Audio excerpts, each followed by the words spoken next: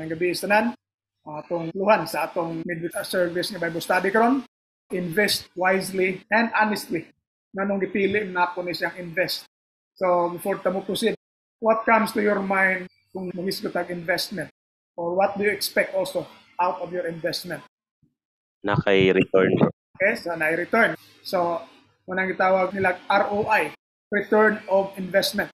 So we don't invest on something what I expect nga benefit. Even kung mo palit kag balay, of course, investment gyapon na nimo, magamit na nimo, pwede po nimo na niya mabaligya. For example, o invest ka sa yuta, kasi dili na magamit nimo, musaka man ang price ana. So nagya pong kay ROI, no? Return of investment. So thank you for that comment, Joshua. No? Akong gamit dire medyo modern lang nga term. Pero atong Bible study niya more on agricultural sa una pang panahon. Pero the same concept gyapon. Karon lang medyo hype ka naman tanan tas modern times mga tao they talk about investments. So muna atong nagagamit ang invest na lang. But I put some adverbs wisely. So meaning dapat mo invest sa sakto nga pagi and honestly kanang pinarong pod. Okay? Pwede man buta nga mag-invest of something in the wrong way or natay gamitong mga dili maayo the process. So anyway, this is taken from Proverbs 22 verse 8.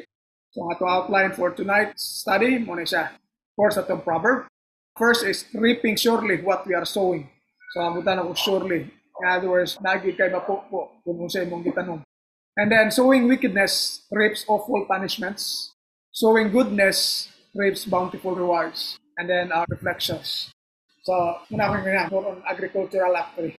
Sa unang panahon, nagnana ng ilang mga term. Proverbs is a book written several years back before Christ pa. So, sa lang term ka na mga anak. But I think we can use investment or investing something and then we expect some return. Okay, so ang atong proverb, Proverbs 22 verse 8, it says, "He that soweth iniquity shall reap calamity, and the rod of his wrath shall fail." So, kana siya Old English, no? Soweth. This is sows. So again, kung ano, iniquity, kanang mga dili maayo, murit o calamity. So, medyo bukat ang term. Sa laing version sa New American Bible, Revised Edition, those who sow iniquity reap calamity. The rod used in anger will fail. So, diyan makita na ito na gamit niya iniquity, gamit sa rod, gamit sa calamity as the result. Mapupunin mo sa imong pagbuhat ng mga dimayon. And then, of course, yung ang imong rod na gamit in anger will fail. There is a New Revised Standard Version Catholic Edition. Whoever sows injustice will reap calamity, and the rod of anger will fail. Pare-pareho ang yung the rod of anger will fail. So, here instead of iniquity, injustice. And then, no reap of calamity. Sa English Standard Version, whoever sows injustice will reap calamity, the rod of his fury will fail. So, instead of anger, fury. So, mas grabe na kasuko na. There is NIV, whoever sows injustice reaps calamity, and the rod they wield in fury will be broken. So let's try to think of unsa kay mga example nga kini mga iniquity o injustice. Sinamoy utang are considered to iniquity or injustice. May media, sir. Sige, sis. Go ahead. Ang naagid ang pinakauna ginakunaunaan ba tanya bitang mga empire sa unang panahon, for example Roman Empire nga kanang mga great civilizations nga nangawala na marag they were built on iniquity, injustice and everything really bad. So karon wala na sila. Sige. Mao rin na nakunaunaan ako. Yeah, it's true. Thank you for that, sis. So, yeah, ay dagang mga sa kalig-on nga empire sa magbinuang mawara gyud siya. Napay lain mo contribute? So, napay ganahan mo share unsa inyong example? Hello. Yeah, bro.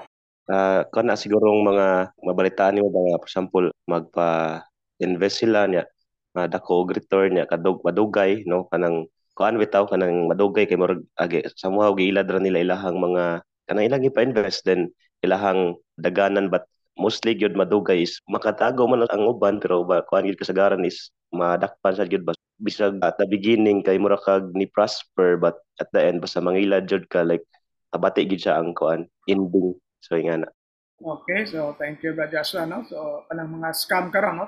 Ngana no, may say bisan patuod ni murag ni succeed sa at the start and then eventually naagi negative nga mahitabo sila napabalain mo contribute. Ngayon ni malo mga abusadong employer. Yes, naiuban nga dili mo sweldo tarong or basta something nga dili maayo no nga murag injustice siya on the part sa mga victims. And we know nga nagi na siya end na dili kinalingan nga mulas. Sige, unsa man puning rod in fury or kaning rod nga na mo fail daw during that time. Broken na din no sa uban nga kuan. The rod of his fury will fail. Unsa kay sabot ka ng rod? Normally kanang rod murag gamay ra na pununaon no. Murag wala na imo salig sa iya in the future bro, like sa kung niya kalig-on again murag ma-useless ba kay murag again wala na imo salig sa iya if ever example nangilad for example, so bisag nasulti pa siya tinuod wala siya nag-usab na like less likely na nga na imo salig pud sa iya siguro. Okay, so thank you bro Joshua. So dili na mo salig. So what else na pailaing mo add? Di man siguro literal no. But anyway, napa ba?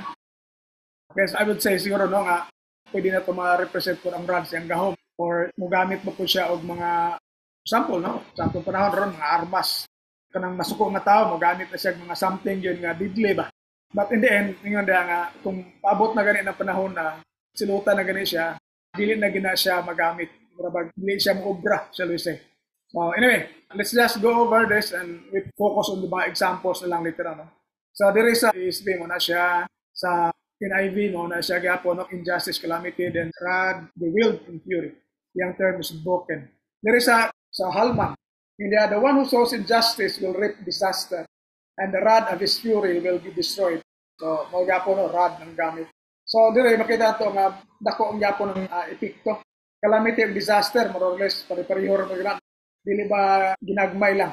I'm sure, mga grita siguro no, kan mga calamity, dagko yun.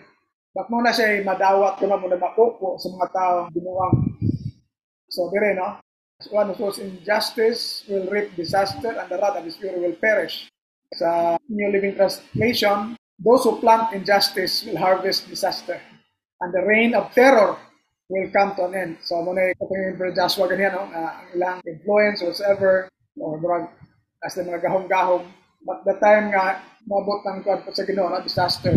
And mo fail na, dili na gyud siya muobra ang ilahang mga whatever power they have. Dapat sa ilang gamiton pa. So kana makita na to ba nga kining diskutan sa proverb, dili gyud siya basta-basta. Na dako og consequence.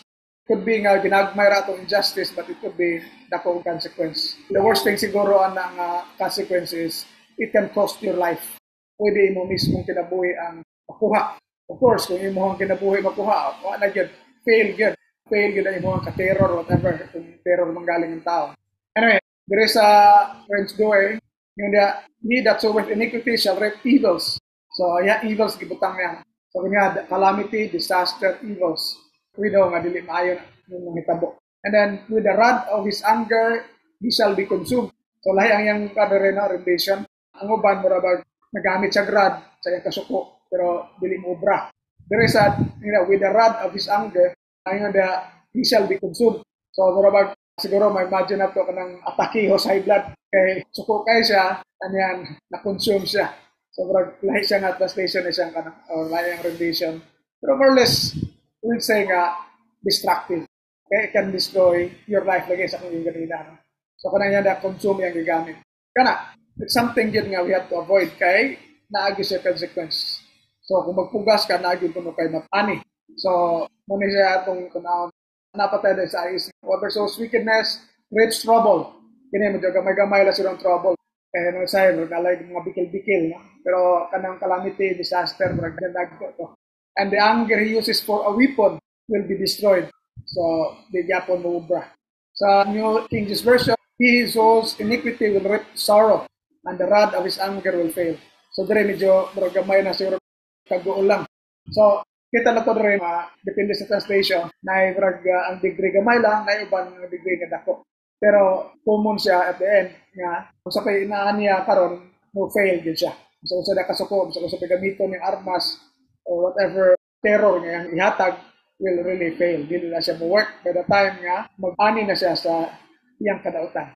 Okay, so aron nga ta sa first atong item. Reaping surely what we are sowing. So, si bago siguro ta na nga nagit tayo mapo kung magtanong. So, kanundom lang ko sa istorya sa kapolitiko nga medyo nguho. Kaya mananong unang kahoy kay ug madam ag may mamukmo.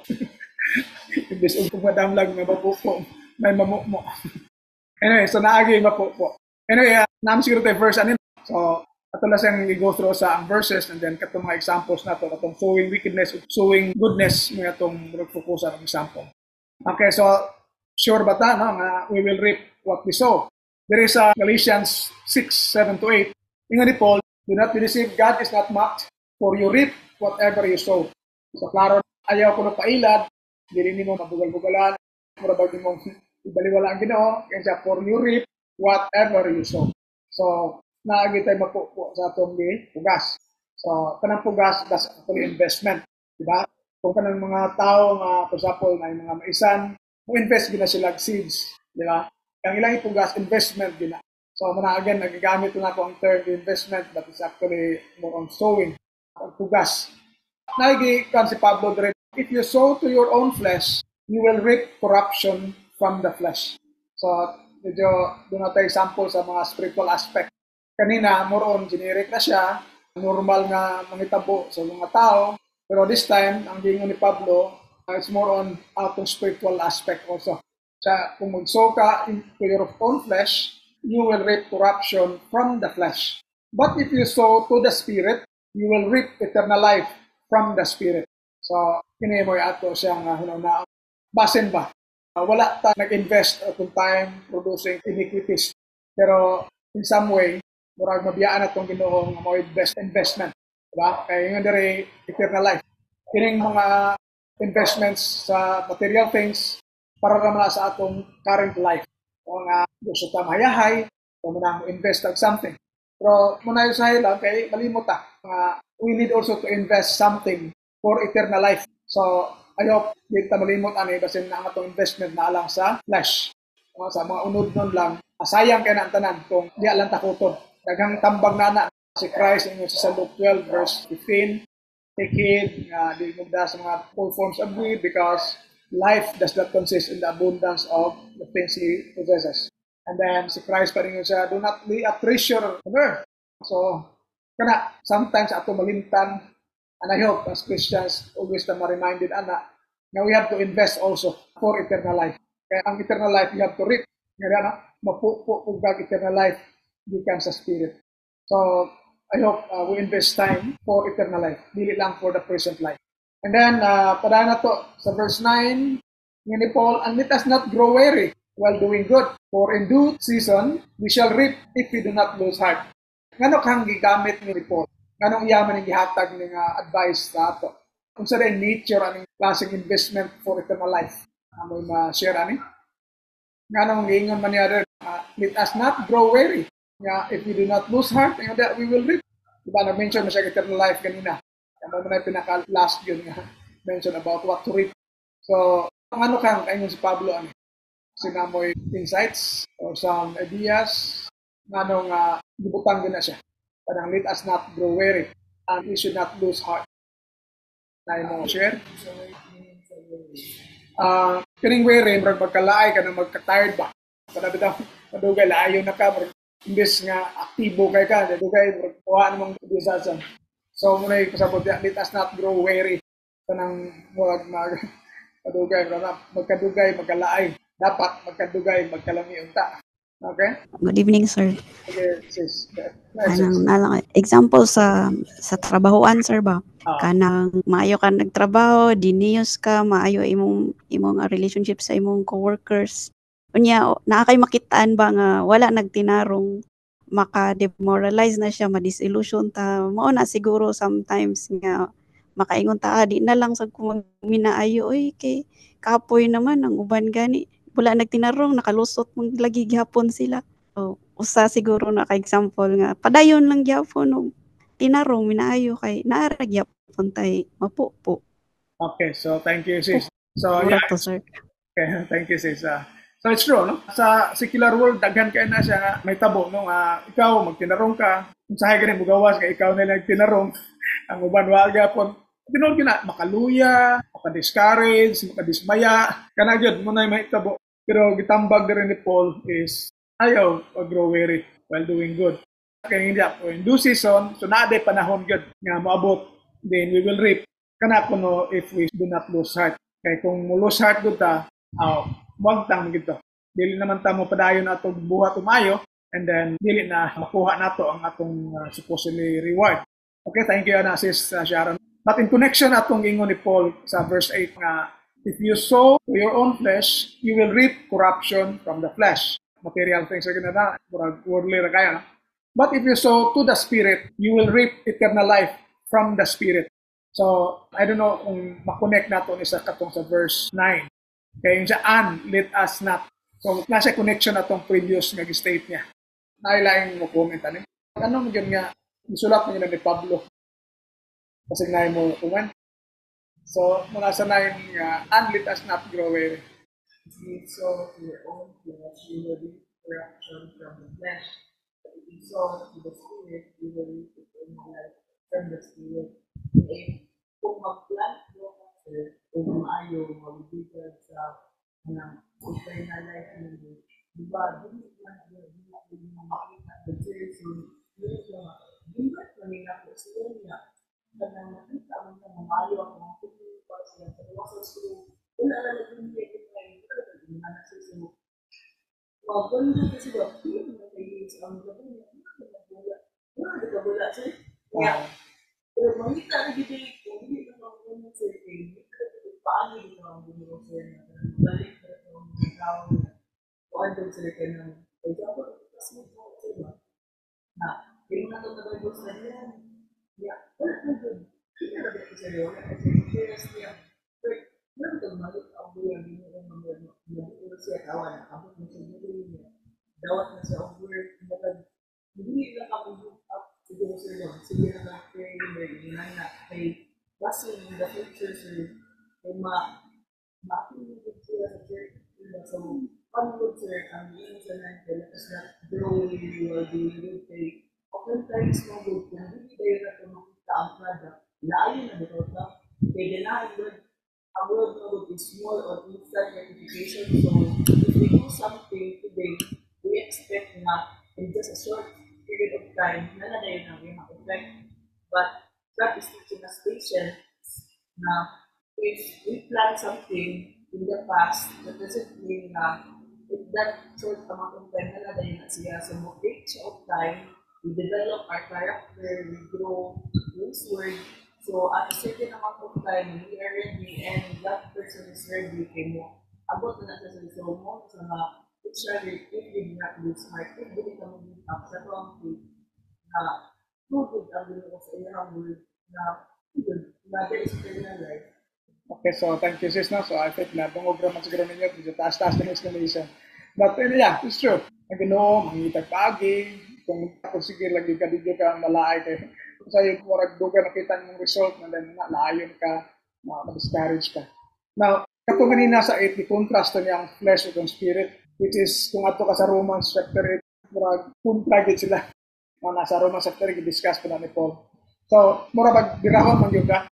Kanya mo na kung mo hisgot kag mga spiritual matters, kung eternal life atong hisgutan, atong murag aim, ang mga tao lisod mo para na.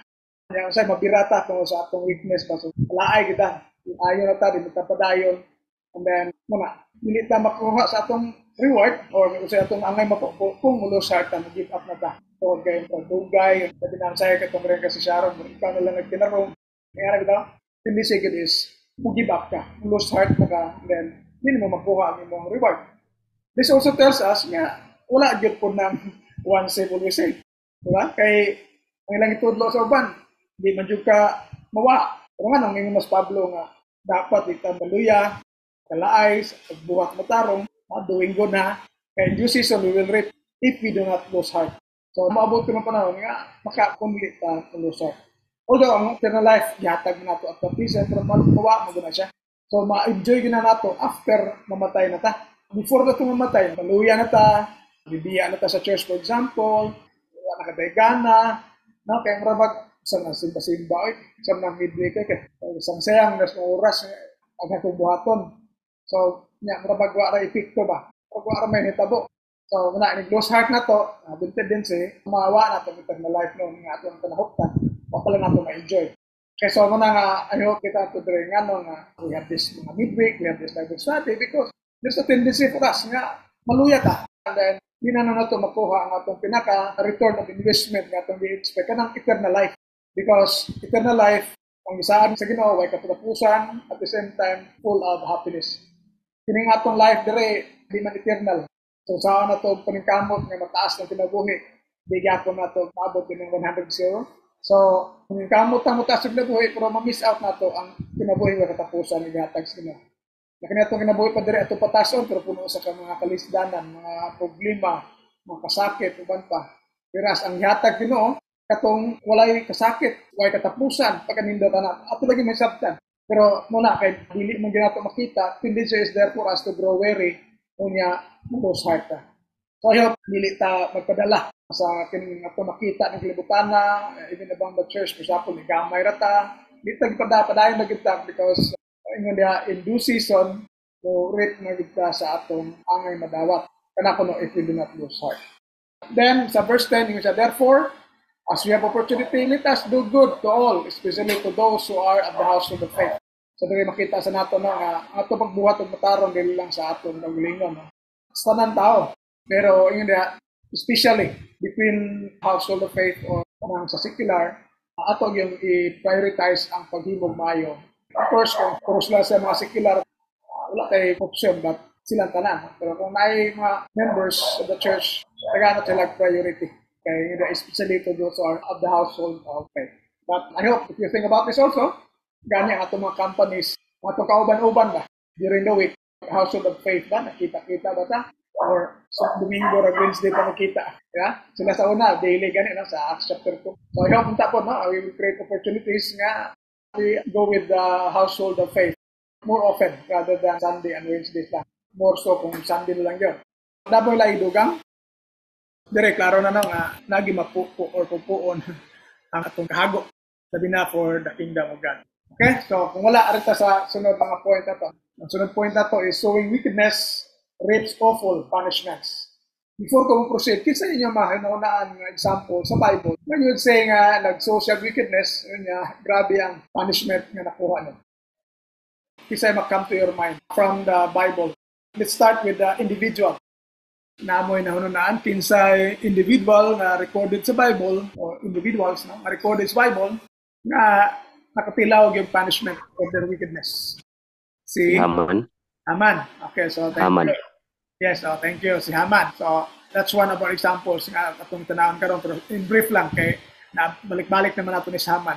Napilain? Thank you, Brother Joshua. Sir, kadto siyang wife sa king nga nisugo siyang anak nga ang gift nga pangayoon is ang head ni John the Baptist. Okay. Wa kabaloon sa punishment nila. Wala yata ma-mention sa Bible no kung sa punishment ato pero yeah, it was not a good request na head ni John the Baptist. Kato it's out of to kana siyang giprado siyang mama kay si John the Baptist murag ni condemn sa ilahang unlawful nga mga practices. Yeah, it's true bad to siya, pero mura din nato makita ang example sa punishment. Wa ma-recorded, pero for sure, naagid doon, no? Pero wala ma-recorded sa Bible. Thank you, si Sharon. Napailain? Ang ratio is Pharaoh. Okay? So, kibaw kita, no? Si Pharaoh, gahi ito kasing-kasing, and eventually, gipanish siya, no? Katong dito sa Red Sea. Kinsa pa? Sige, bro, dong. Ang una-una answer kay katong sa from the start sa Garden of Eden, katong I think makonsider man siguro natong wickedness tong gibuhat ni Eve ug ni Adan nga disobey sa Ginoo and then gipunish sila, gihawa sila sa garden. So ato ra sir. Okay, so thank you. Yeah, it's a form of wickedness, no, nga going against the command of God, no, nga kung nunaon magod God gave them everything na except for one. So imagine, no, daghan naghatag, pag ibakontento, nga gibawalan na, kay bawal sila nga bawal, ni sulti pagpunta sa iba nga dili man pwede man mo eat except ato nya karon nikaon gid siya. So yeah, it's a good example also no nga ang punishment, grabe. Kini nga itong paghago karon is part pagani kung naon. Sige, thank you, Bodong. Napailain mo hatag sampo? Sir, si Judas. Okay, no? Si Judas. So, thank you, sis. Yes, si Judas, yang ka na to, no? Katong pagbaligya sa Ginoo, no?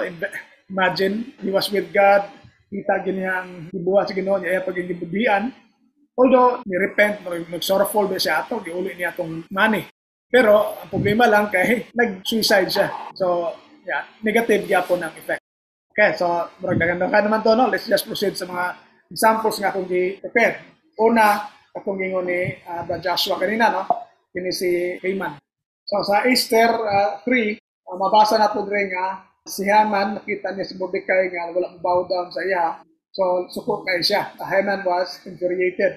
So, yung hunahunda nga, yung ilihans, yung labtad si Mordecai alone. But, so having been told nga si Mordecai, Jewish siya na si Mordecai, so, tanang Jews na sa diyang diplanuhan nga patyon.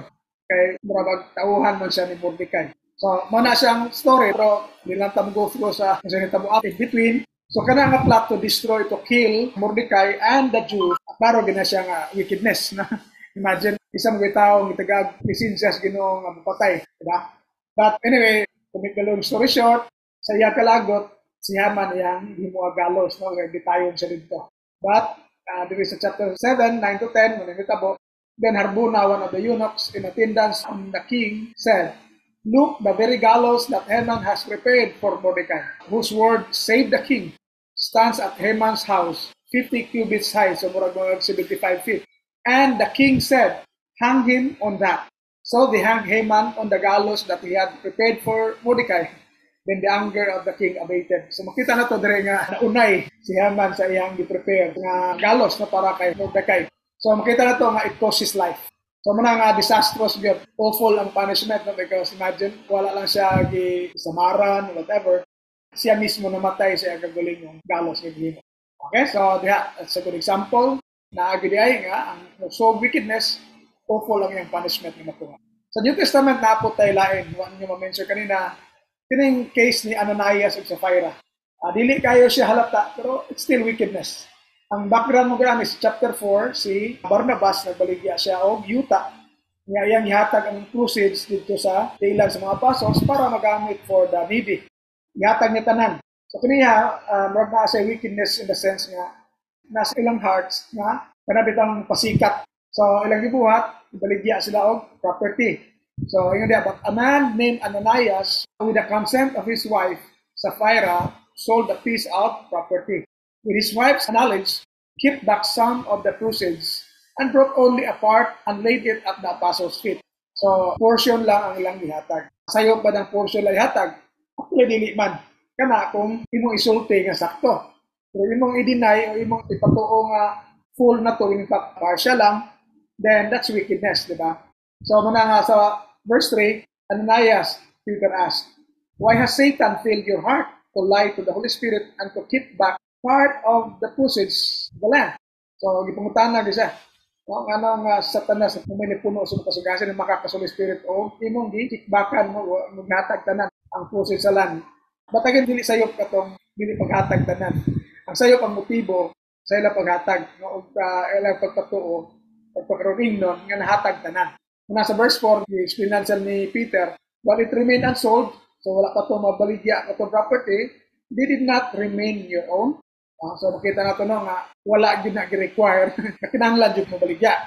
Pero of course, kung mabaligya ka, kaya nakita need, imo itabang, as long as wholeheartedly, imo gamit na wala kay mga gitago-tago.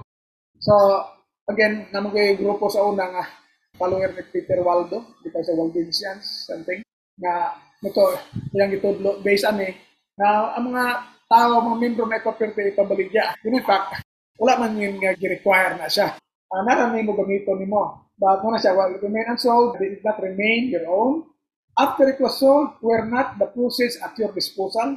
Muna yung Peter na, humana na baligya, kung halin na to, ito mabuot, pilay mo hatag. Siya, were not the proceeds at your disposal? So how is that you have contrived this deed in your heart? You did not lie to us, but to God. So again, ang idea here is, ihatag nila kunuhay ang full in fact partial ra to ilang yatag. So muna nakasayop nila. Kung hatag sila partial and saying it so, partial ra to, then wala tayo sala. Pero ang problema kay namakak sila, ipatuo nila ang mga Christian sa una, nga mao na to. So mo tayo sala nila actually, mo tayo wickedness nila. So what was the punishment? And when Ananias heard these words, he fell down and died. And great fear seized all who heard of it. So makita na to no, nga disastrous gyapon. It cost the life of Ananias. So the young men came and wrapped up his body, then carried him out and buried him. And then sa verse 7, after an interval about 3 hours, his wife came in, not knowing what had happened. Peter said to her, "Tell me whether you and your husband sold the land for such and such a price." And she said, "Yes, that was the price." So makita na to dire kato nga dili kay halata sa nina katong question ni Peter nga tulog kang Ananias, dire mas klaro na. Isa inyo bang gibaligya ang yuta niya ng mga presyo? Isa mo nang presyo. So in other words, kato ilang yatag full price pero they keep back the ang portion. Verse 9, then Peter said to her, "How is it that you have agreed together to put the Spirit of the Lord to the test? Look, the feet of those who have buried your husband are at the door, and they will carry you out." Immediately she fell down at his feet and died. When the young men came in, they found her dead. So they carried her out and buried her beside her husband. So it cost the life of the couple. Pili lang usa ka tao, kaya duha man sila. Kunaiban sa to, sila man duha nagsabot ato. Agree man sila. So diya kita ato again na programay ragdi ato siya nga panunano, pero di mo takabasol po sa Ginoo no nga iyang ipatay gitong duha. But again, this is an example of people nga wicked na agay awful punishment. Of course, kanang daghan, napaka example sa Bible. I think familiar man ta ani panahon ni Noah. Daghan na makayong tao ni panahon na because again, abot 900 nilang edad. So expect yun nga, I don't know how many people, but thousands siguro at least. And then, you know, the Lord saw the wickedness of humankind was great in the earth. And that every inclination of the thoughts of their hearts was only evil continually. So may nakita kis Ginoo. And the Lord was sorry that He had made humankind on the earth. And it grieved Him to His heart. Okay, so diya makita na ito nga nag-goal ganyan Ginoo. So nakita niya ang wickedness sa tao. Sa gibuhat niya, verse 7, he said, "So the Lord said, I will blot out from the earth the human beings I have created, people together with animals and creeping things and birds of the air, for I am sorry that I have made them." But Noah found favor in the sight of the Lord. So despite sa kadaghan sa mga tao nga wa na magtinarong, napagitarong habilin. Muna si Noah nga wala ni lose heart, wala siya ni grow weary in doing God's will. Na kita nato eventually, na-save siya, na-spared siya. Yan, dito lang sa chapter 7, verse 23, He blotted out every living thing that was on the face of the ground, human beings and animals and creeping things and birds of the air, so they were blotted out from the earth. Only Noah was left, and those that were with him in the ark. And the water swilled on the earth for 150 days. So diya makita nato, kasi mabuhi na 150 days na lumsan sila. So, again, the example in Noah is a good thing for us to always remember. When discouragement comes, gamay na lang kayo, yung mga tao na ito, hindi na magbutuon. Gusto na kung tudlo, lahi na gapon. So, ditudloan na, para itikto. Pero lang yan, ayaw lang lose heart. Ayaw lang idamay pa rin yung pagtuon. Huwag ang pagsalig sa Ginoo. Because, nakita na ito, sa panahon nga mag-rip na ang mga dautan, ikaw po, mo-rip po ka nga nagtinarong. Si Noah nagtinarong na rip po niya ang benefit of enjoying life. And then, katong mga dautan, nag-rip sila o katong punishment sa Ginoo nga, I think, awful po siya. Kaya imagine, dili lang usang mamatay, thousands na mamatay, di ba? Awful to na punishment actually. Okay, so I think that's enough. Of course, napa, no? Katong sa Sodom and Gomorrah, kita na to, si Lot na lang, sa iyang family, which is tulorgan na nakalusot. So nga na, katong mga dautan dito, di-punish po sa Ginoo. Awful gyapon la punishment.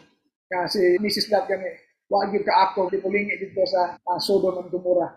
So, diya, makita na to nga, naagad, dili na siya binuang katong niya, musuka o nga iniquity, gawas good calamity. Kani siya mga like this, kaning flooding, involving death na to, I think we can consider these things as calamities, which is mo taking on diya nga, magsukat wickedness or iniquity, injustice, murit gini mo ang calamity, disaster, trouble, sorrows, sa ito kanina, ito mga terms.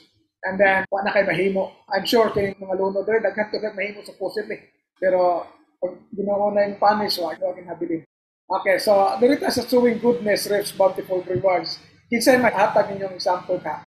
Kinsay mga individuals nga you think nagbuhat ano niya, it's true nga lagi rewards. Madagayaon nga reward. Si Job ata. Si Job? Yes, bro.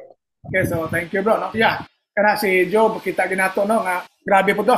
Bisan pa og kitang tangan ni siya nga butang, wag siya nag-give up. Kaya in the end, gidoble ang iyang nawa. So kana sa good example. So ulod mo na ko ng appeal dire, but that's a good example. So kinsa pa? Apelain? Si Joseph. Yes, si Joseph sad. Joseph the dreamer. Sila ko ng appeal. Another, daghan yung kayo. Tag-example sa Bible nga makuha. Nga nagpugas na gisag kumayo, bisa pa sa mga pagdagdaog, sa mga yung magsuon, eventually, mahimo siyang second to Pharaoh.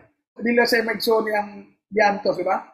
Diantos niya dito sa kang Potiphar. Nagipasangin lang siyang ng rape. Pero in fact, siya pa'y gi-rape. Diba? Gibali ang kini siya kamaturan. So, sakit ka na kayo, no? Imagine na kita, may tabaan na nga, nilikay gani ka sa pagkasala, nga karon i-charge pa ka sa sala mo dibuhat. So, lagi tendency nga mag-give up ka sa imong pagtuo sa Dios. Kung saan man Lord, nagpinarong man ako naman ay gibaliktad. Pero, tuod man, napriso siya, pero it was leading to his ascent to the, almost to the top position good sa Egypt. So, naaragod, bisan pa man, doon ay mga negative encounter as we show goodness. Naagad siya. Napilain mga kaninyo? Ano man?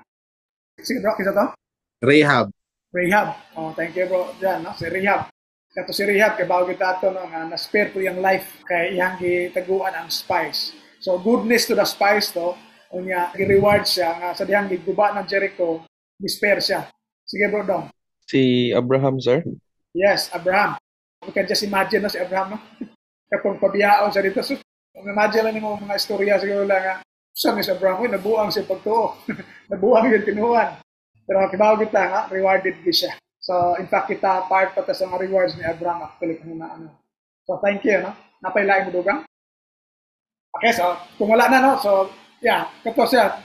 I think napatidaga mauna-unang biblical example. So, akong gamiton dire si kaning usa ka babae na balo. Kaya yan kahimtang, medyo lisod po. Dunay drought, dunay tao nga nangayo og tubig.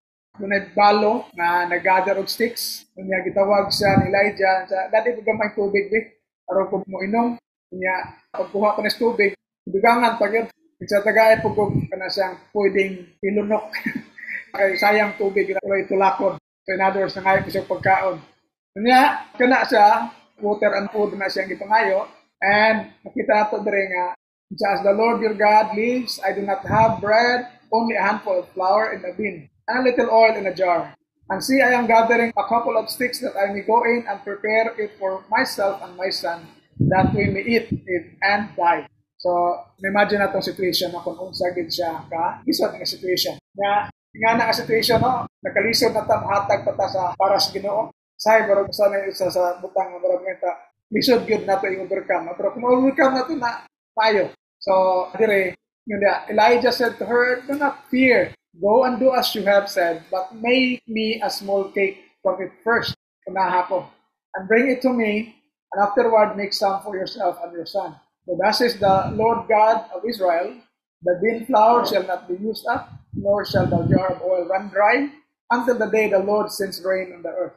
So kana, kung ikaw mo'y pangayuan, murag na kong give chance nga di ka mutuan eh. Imagine, unaha ko kay ang Ginoo ningon nga dili na horot sa kay reaction nato no kung inon tana malamang di ta motuo. Pero ang sige buhat niya verse 15, so she went away and did according to the word of Elijah, and she and he and her household ate for many days. The bin of flour was not used up, nor did the jar of oil run dry, according to the word of the Lord which he spoke by Elijah. So makita nato na reward. Imagine last meal nga you will be able to eat for many days. So, diha, naan siya reward. I think, makonsider ito bountiful siya. Na-enjoy ko nila. Pero aside from this, naapa ba laing reward siya? I don't know, can you guess kung naapa ba siya laing reward? Ito ba? Ingon ni Rachel, gibuhi at balik yung anak. So, let's proceed, no? Now it happened after these things that the son of the woman who owned the house became sick And this sickness was so serious that there was no breath left in him. So namatay gid in tao. So she said to Elijah, "What have I to do with you, O man of God? Have you come to me to bring my sin to remembrance and to kill my son?" So, 19, and he said to her, "Give me your son." So he took him out of her arms and carried him to the upper room where he was staying and laid him on his own bed. Then he cried out to the Lord and said, "O Lord my God, have you also brought the tragedy on the widow with whom I lodged by killing her son?" So namatay na siya. No? 21, then he stretched out himself upon the child 3 times and cried out to the Lord, "O Lord my God, let this child's life come to him again." The Lord listened to the voice of Elijah, and the life of the child came into him again, and he revived. So, dire makita na to ng dire nakaprolong og life. Okay, namatay naman ta to niya. Because of that, ginutos apo ni Elijah because iya manggi pakaon ang katong sulugoon sa Ginoo. Goodness mo to yung gibuhat kay ano siya nahikaw.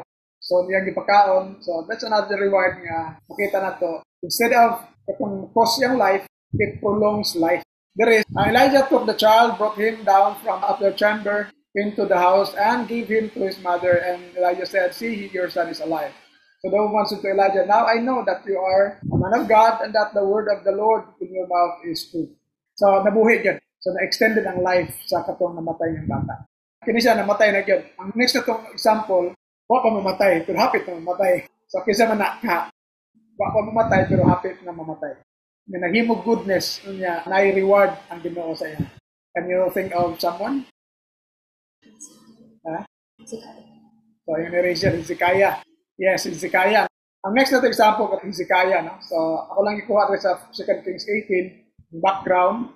In the 3rd year of King Hosea, son of Elah of Israel, Hezekiah, son of Ahaz, king of Judah, began to reign. He was 25 years old when he began to reign. He reigned 29 years in Jerusalem. His mother's name was Abai, daughter of Zechariah. And then he removed the high places, broke down the pillars, and cut down the sacred pole.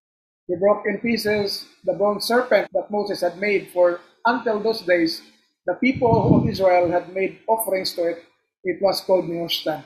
So, kini, muna iyang mga goodness na gibuhat niya, which is lisod buhaton. Imagine ka na ipangguba niya itong mga simba-simbahan sa mga non-Israelites. Unya, even katong mga Israelites nga nag-offer na something at itong bronze serpent payment ni Moses na dili intended for worship, iyang gidugmok. So, kung sa ato pang panahon, gabaan ta siya. He did what was right in the sight of the Lord, just as his ancestor David had done. So, nagbuhat siya matarong. Then sa Isaiah again, 38 verse 1, in those days Hezekiah became sick and was at the point of death.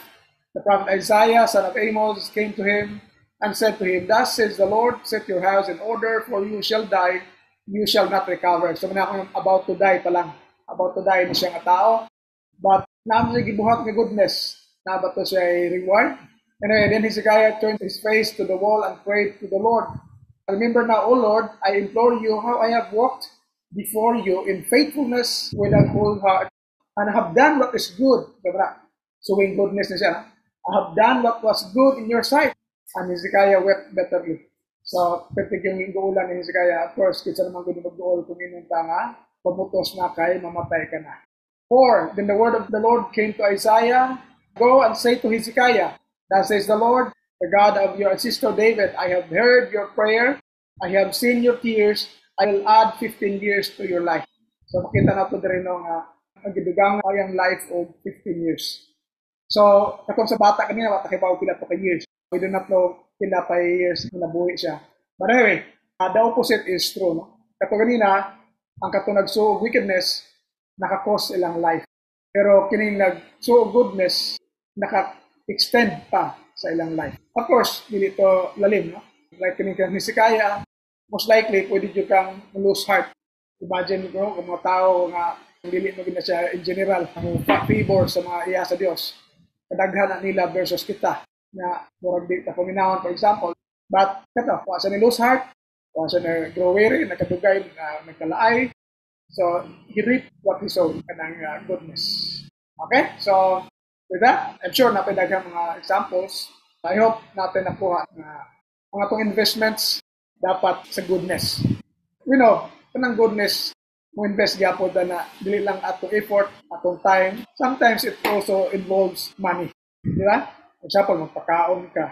Di ba? Kwarta man na kay mga activities nga imong gihimo para nila cost you some money. So, tanan actually. Pero kana that's what we call wise spending o wise nga investment. Kana bitaw mo produce og eternal life. Muna pinakakan niya. You cannot do it kanang makaproduce kag eternal life kung di ka honest. Diba? So muna nga kung honest ta sa bisag pag unsay tanas tao lagi madala sa ilang mga tinting kayong nga mga dishonesty. Lagi sure reward ana.